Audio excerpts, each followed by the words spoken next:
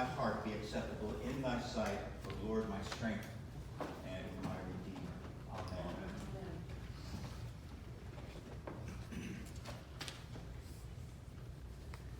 In our propers today, we read about Paul's condemnation of literalists and Mark's description of a miracle. In the epistle, Paul emphatically states, "The letter killeth, but the Spirit giveth life." So why does literally following the law lead to destruction?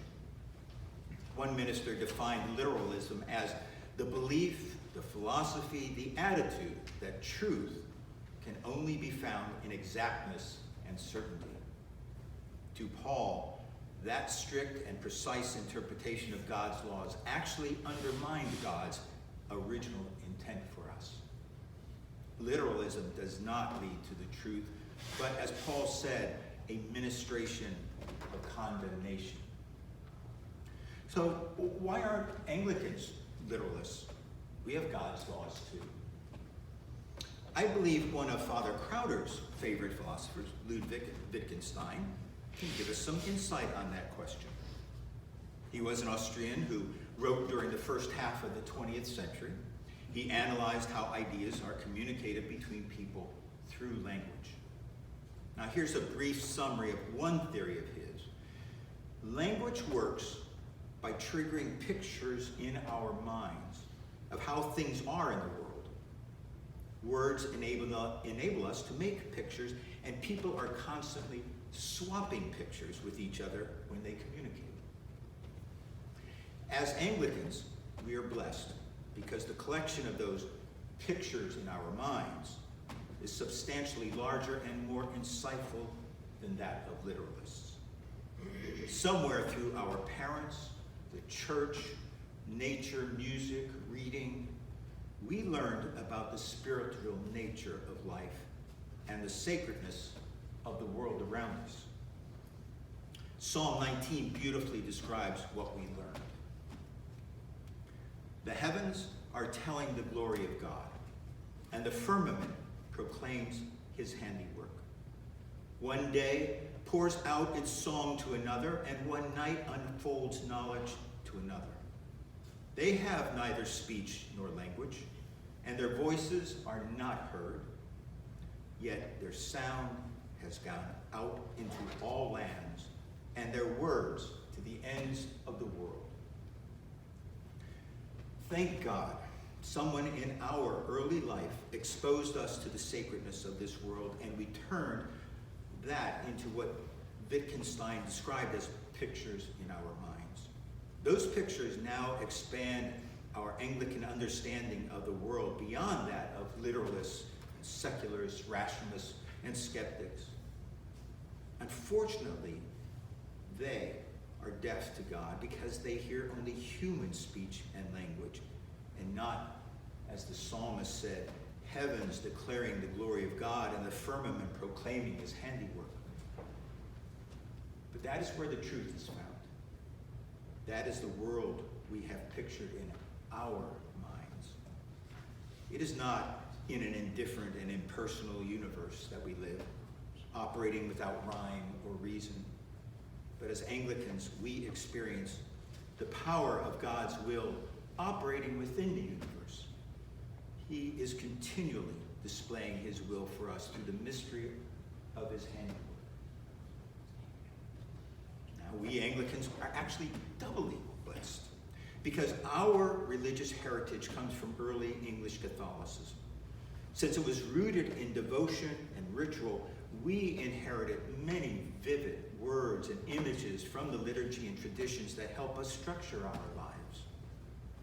For example, in Eamon Duffy's book, The Stripping of the Altars, he writes that out of the late medieval English Mass, quote, the laity were able to appropriate, develop, and use the repertoire of inherited ritual to articulate their experience of community and their own role and status within it, their personal hopes, their aspirations, and their sense of the larger order and meaning of the world in which they lived. Here we are 500 years later, still taking that away, that same experience from the Mass. In Paul's era, he saw that the Jewish religious leaders took their heritage and, for their own benefit, created a distorted picture of God within their culture.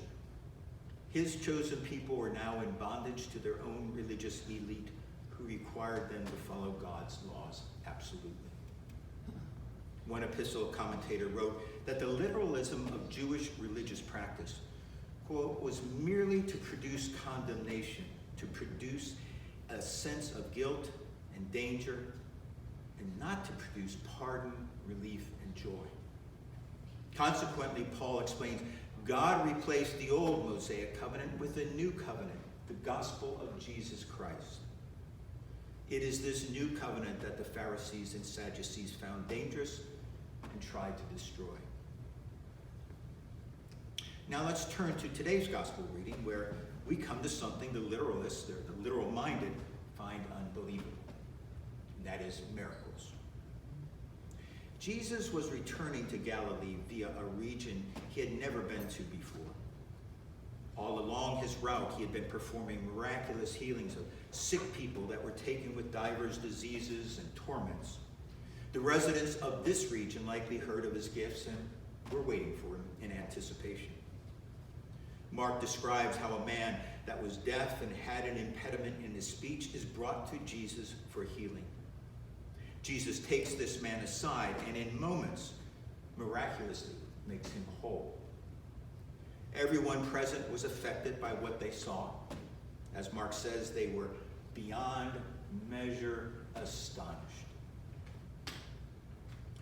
Now, we know why many mistrust Jesus' miracles. Rationalists say science proves they are not possible.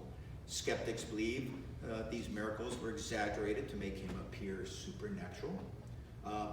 Here's an interesting sarcastic quote by the 4th century Roman Emperor Julian the Apostate. Jesus has now been celebrated about 300 years, having done nothing in his lifetime worthy of fame, unless anyone thinks it is a very great work to heal lame and blind people and exorcise demoniacs in the villages of Bethsaida and Bethany. But what about us? What about us today? What do we think about Jesus' miracles? Are we beyond measure astonished? A couple of weeks ago, at Thursday evening soup and study, we were confronted with the contrast between the reaction of the witnesses that we read about with Jesus' miracles and our reaction when reading about them. The witnesses were amazed, dropped down to the ground, and praised God. We practically skipped over the verses. It was apparent that none of us in the parish hall would claim they followed our Lord because he was a miracle worker. I don't think our reaction was like the Emperor Julian's, that it was no big deal to heal lame and blind people in backwater villages. That wasn't it. Let me use what this commentator said to help understand our reaction. She starts with a question. If not miracles, what then draws us near to God and makes us believe in him? Her answer is love. She then quotes from John's epistle, "See what great love the Father has lavished on us, that we should be called children of God, and that is what we are." She then writes, "It is a love that the world doesn't know because it doesn't know God."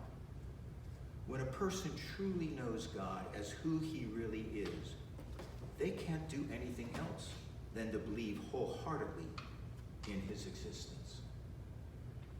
I believe our group in that parish hall wholeheartedly believed in his existence. Perhaps over the next week, we should reread the articles, or the miracles of Jesus, and consider what they personally mean to us now. Unto thee, O Lord, be all glory and honor, world without end.